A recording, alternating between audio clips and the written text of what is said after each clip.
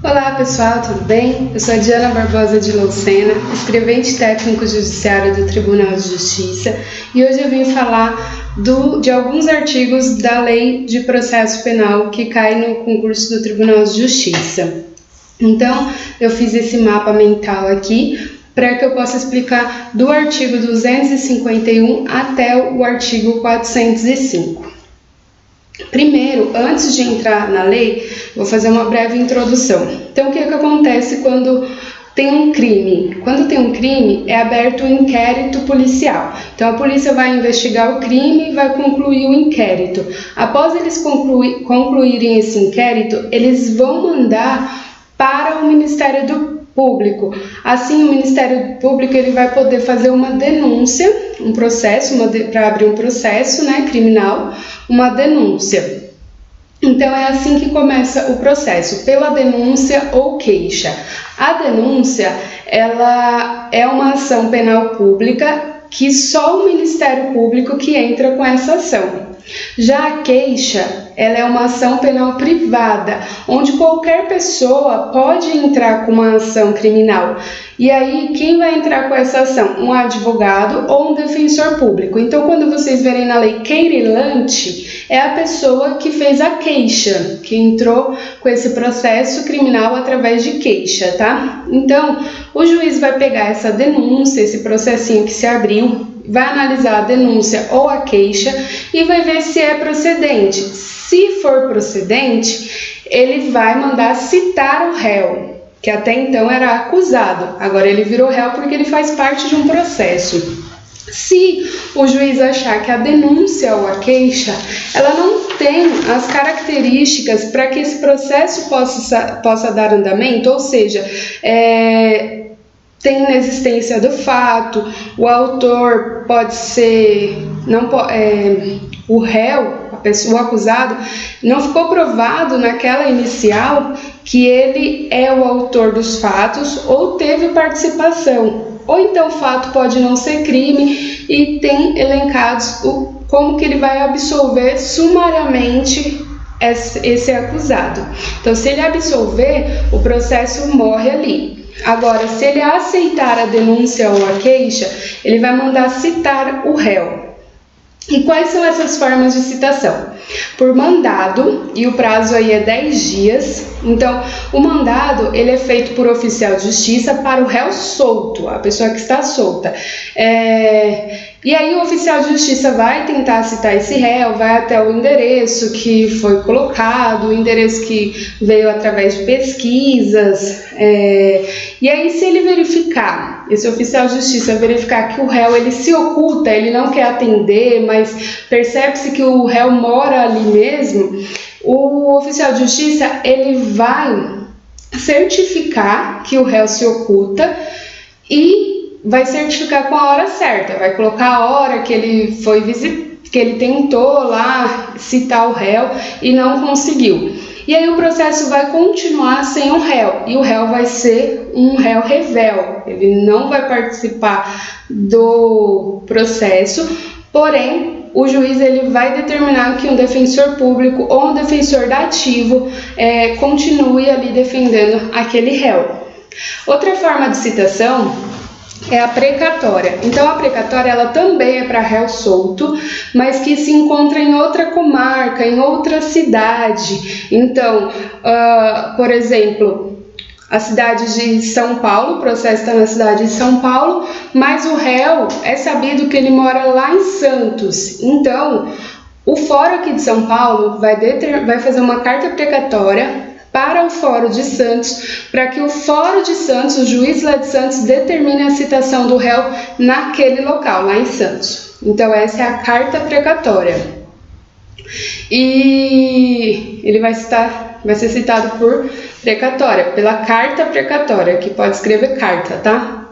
E também o prazo, nesse caso, é 10 dias. Outras formas de citação é por edital, é quando o réu não tem endereço do réu, não sabe onde o réu mora, fez todas as pesquisas possíveis e o réu não sabe o lugar certo que ele está. Então ele é citado por edital. E aí o prazo muda, o prazo é de 15 dias. E aí, nesse caso de edital, tanto o processo quanto o prazo prescricional, eles ficam suspensos. O que é um prazo prescricional? Toda pena, ela tem um prazo para que possa ser constituído ainda, para que ele possa pagar por aquele crime. Então, assim, vamos supor, um roubo, um exemplo, não sei o prazo prescricional, 10 anos para que seja feito um processo criminal. Passou aqueles 10 anos, não tem mais como abrir processo. Aí, tanto nesse caso o processo quanto o prazo prescricional, eles ficam suspensos. Então vamos supor que para aquele crime era 10 anos e o processo ficou suspenso por 2 anos até achar o réu, então o prazo vai ser 12 anos. Então isso é o prazo prescricional. Outra forma de citação é a carta rogatória. Então, é para aqueles réus que encontram-se, que sabem o endereço dele, que eles moram no exterior. Então, é através de carta rogatória. Tem o militar também, que ele vai ser citado pela chefia imediata, então vai um mandato lá para a chefia dele e para ele também, para que a chefia possa entregar. E o que é citação? A citação é para o réu saber que existe um processo contra ele. Então, a primeira intimação, no caso, é chamada de citação. É para ele saber e tomar conhecimento daquele processo. As demais ordens no processo vai ser intimações o nome, tá? Depois que citou o réu, vai ter a audiência de instrução e julgamento, que tem o prazo máximo de 60 dias para acontecer.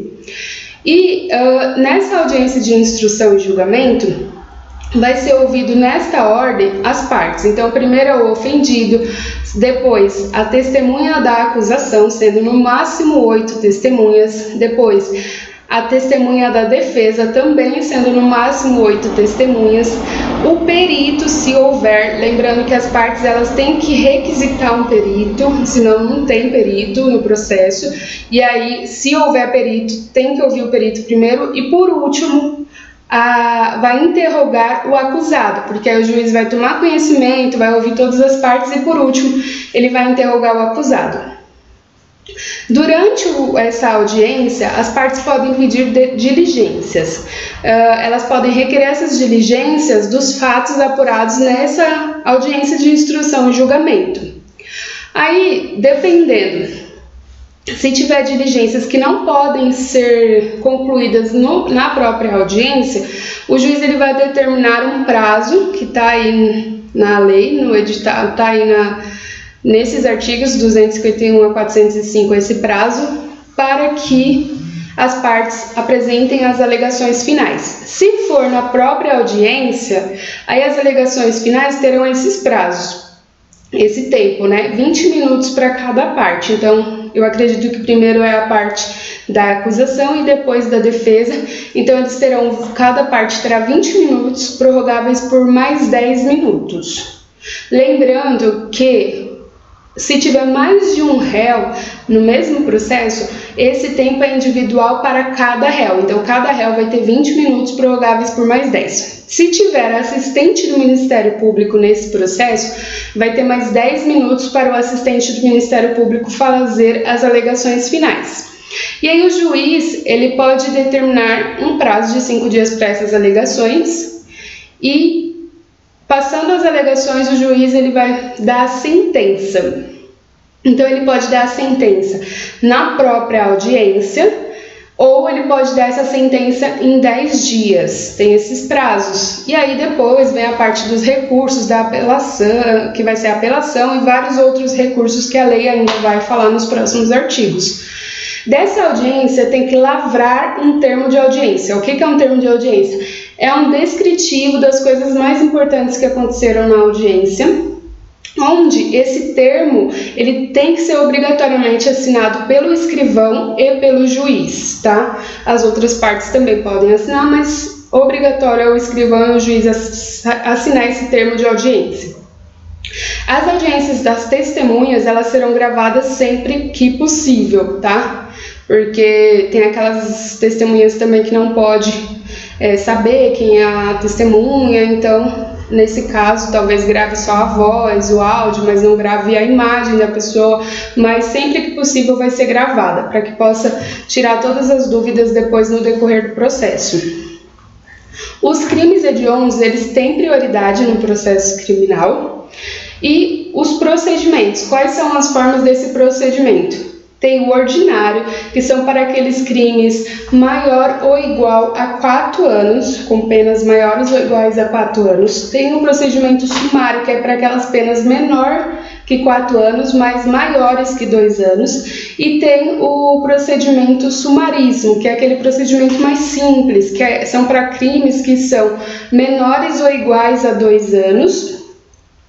E são os crimes de menor potencial ofensivo. Tá? As intimações, que é para as partes falarem alguma coisa no processo, o juiz mandar intimar o Ministério Público para trazer alguma coisa no processo, a parte para trazer alguma coisa no processo. Então, o Ministério Público e o Defensor Público vai ser sempre intimado pessoalmente e o advogado privado, o advogado particular vai ser sempre intimado por publicação. Então é publicado lá no DJE, no Diário Oficial da Justiça, tudo que a parte tem que fazer, o advogado privado, a parte, o réu solto, ele tem que fazer. Se eu não me engano, o réu preso, ele também é intimado pessoalmente. Tá? Então, mas o que eu li na lei foi isso, que pessoalmente é o Ministério Público e o Defensor Público. E o advogado particular, que eu vi nesses artigos, é por publicação. Então é isso, deixa o seu like aí se você curtiu essa explicação, dá uma lida nesses artigos, porque tem outras coisas que não estão nesse mapa mental, que eu não falei, tem outras peculiaridades que tem que ler, que tem que gravar para esse concurso. Mas aqui é só para entender mais ou menos como que é o processo, tá? O processo criminal. E aí a gente vai fazendo nos próximos vídeos aí outros mapas mentais, tem do tribunal júri, tem dos recursos, coisas que tem que saber para esse concurso. Deixe seu like, compartilha com seus amigos, bons estudos e sucesso aí na prova!